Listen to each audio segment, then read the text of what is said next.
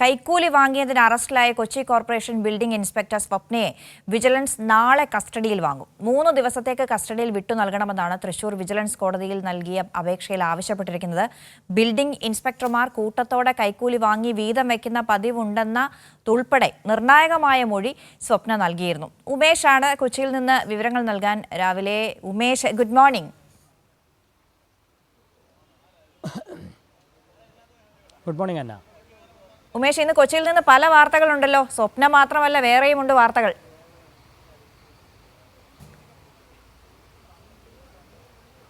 അതെ, എല്ലാം ഈ കുറ്റകൃത്യവുമായി ബന്ധപ്പെട്ടത് ആണ് എന്നുള്ളതാണ് മറ്റൊരു പ്രത്യേകത.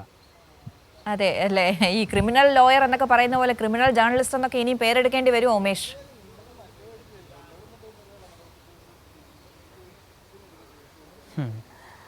ഇത് ഓരോ ദിവസത്തെയും റിപ്പോർട്ട് കണ്ടാൽ അല്ലെങ്കിൽ പരിശോധിച്ചല്ല, പശ്ചാത്തലം പരിശോധിച്ചാൽ അങ്ങനെ ഒരുപക്ഷെ വിളിക്കേണ്ടി വരുമെന്ന് തോന്നുന്നു. ശരി ഉമേഷ്, അപ്പോൾ നമുക്ക് വാർത്തയിലേക്ക് കിടക്കാം. സ്വപ്നയാണ് ആദ്യത്തെ വാർത്ത. കൈക്കൂലി കേസ്. സ്വപ്നയുടെ ഈ വെളിപ്പെടുത്തലുകളൊക്കെ കേൾക്കുമ്പോൾ സ്വപ്നയിൽ മാത്രം ഒതുങ്ങി നിൽക്കുന്നതല്ല.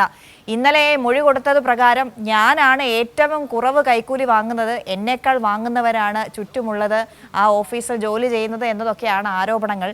ഈ കേസിൻ്റെ വഴി എങ്ങനെയാണ്? സ്വപ്നയുടെ കേസിൻ്റെ അന്വേഷണം എവിടെ വരെ എത്തി? മൊഴിയെടുക്കൽ, മറ്റു കാര്യങ്ങൾ.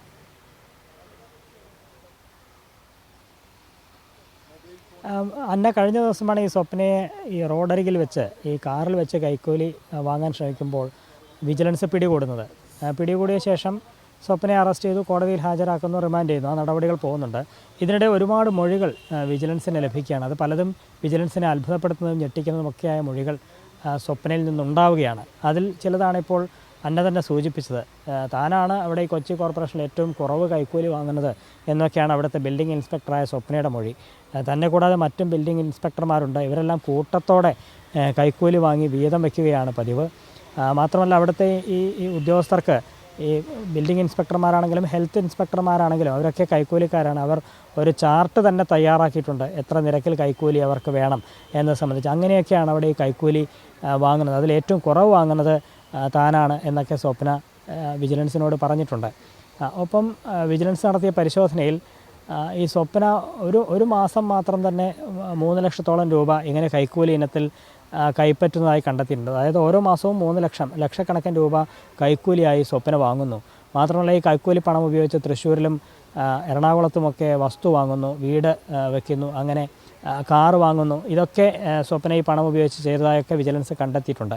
അതിനൊടുവിലാണ് ഇപ്പോൾ ഇങ്ങനെ സ്വപ്നയെ പിടികൂടാൻ കഴിഞ്ഞിരിക്കുന്നത്. ഈ ബിൽഡിംഗ് പെർമിറ്റിന് കൈക്കൂലി ആവശ്യപ്പെടുന്നതിനിടെയാണ്, 15,000 രൂപ കൈക്കൂലി വാങ്ങുന്നതിനിടെയാണ് ഈ സ്വപ്നയെ വിജിലൻസ് പിടികൂടിയിരിക്കുന്നത്. അപ്പോൾ വിശദമായി ചോദ്യം ചെയ്യാൻ വിജിലൻസിന് കഴിഞ്ഞിട്ടില്ല. അതുകൊണ്ട് ഈ തൃശ്ശൂർ വിജിലൻസ് കോടതിയിലാണ് ഹാജരാക്കി റിമാൻഡ് ചെയ്തിരിക്കുന്നത്. അവിടെ ഇതിനകം തന്നെ ഈ സ്വപ്നയെ കസ്റ്റഡിയിൽ വിട്ട് നൽകണം എന്നാവശ്യപ്പെട്ടുകൊണ്ട് വിജിലൻസ് അപേക്ഷ നൽകിയിട്ടുണ്ട്. 3 ദിവസത്തേക്ക് കസ്റ്റഡിയിൽ വിട്ട് നൽകണം എന്നുള്ളതാണ് വിജിലൻസിൻ്റെ ആവശ്യം. ആ 3 ദിവസം കൊണ്ട് ഇതുമായി ബന്ധപ്പെട്ട പരമാവധി കാര്യങ്ങൾ ചോദിച്ചറിയുക എന്നുള്ളതാണ് വിജിലൻസിൻ്റെ ലക്ഷ്യം.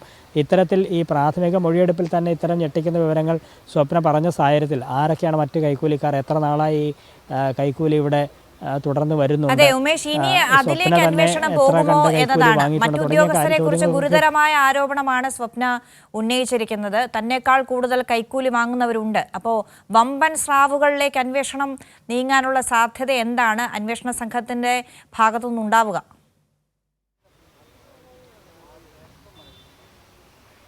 അന്ന, ഈ മൊഴിയുടെ അടിസ്ഥാനത്തിൽ വിശദമായ അന്വേഷണത്തിലേക്ക് വിജിലൻസ് കടക്കും എന്നുള്ളത് ഉറപ്പാണ്. പക്ഷേ മറ്റ് കൂടുതൽ പരാതികൾ വിജിലൻസിന് വരണം. അങ്ങനെ പരാതിക്കാരുണ്ടെങ്കിൽ അത് അവരുടെ മൊഴി രേഖപ്പെടുത്തിയായിരിക്കും മറ്റ് ആർക്കെങ്കിലും എതിരെ, ഇതുപോലെ മറ്റു ഉദ്യോഗസ്ഥർക്ക് ആർക്കെങ്കിലും എതിരെ ഇങ്ങനെ പരാതി ഉണ്ടെങ്കിൽ അതുമായി ബന്ധപ്പെട്ട് FIR രജിസ്റ്റർ ചെയ്ത് അന്വേഷണത്തിലേക്ക് കിടക്കുക ആ ഘട്ടത്തിലായിരിക്കും. പക്ഷേ സ്വപ്നയെ ചോദ്യം ചെയ്യുമ്പോൾ ലഭിക്കാൻ പോകുന്ന മൊഴി അത് വളരെ പ്രാധാന്യത്തോടെ തന്നെയാണ് വിജിലൻസ് കാണുന്നത്. കാരണം ഈ പ്രാഥമിക മൊഴിയെടുക്കലിൽ തന്നെ ഇത്രയും വിവരങ്ങൾ സ്വപ്ന പറഞ്ഞുവെങ്കിൽ ഇനി ഒരു 3 ദിവസം വിജിലൻസിന് സമയം കിട്ടുമ്പോൾ ഒട്ടേറെ കാര്യങ്ങൾ സ്വപ്നയിൽ നിന്ന് ലഭിക്കാനുണ്ട് എന്ന് തന്നെയാണ് വിജിലൻസ് കണക്കാക്കുന്നത്.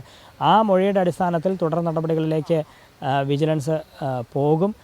മറ്റ് ആരുടെയൊക്കെ പേര് പരാമർശിക്കുന്നു, അതുമായി ബന്ധപ്പെട്ട് മറ്റ് പരാതിക്കാരുണ്ടോ തുടങ്ങിയ കാര്യങ്ങളൊക്കെ വിജിലൻസ് കണ്ടെത്തും. അങ്ങനെയാണെങ്കിൽ കൂടുതൽ FIRകൾ ഉണ്ടാകും, കൂടുതൽ നടപടികൾ ഉണ്ടാകും എന്ന് തന്നെയാണ് കാണുന്നത്. അന്ന.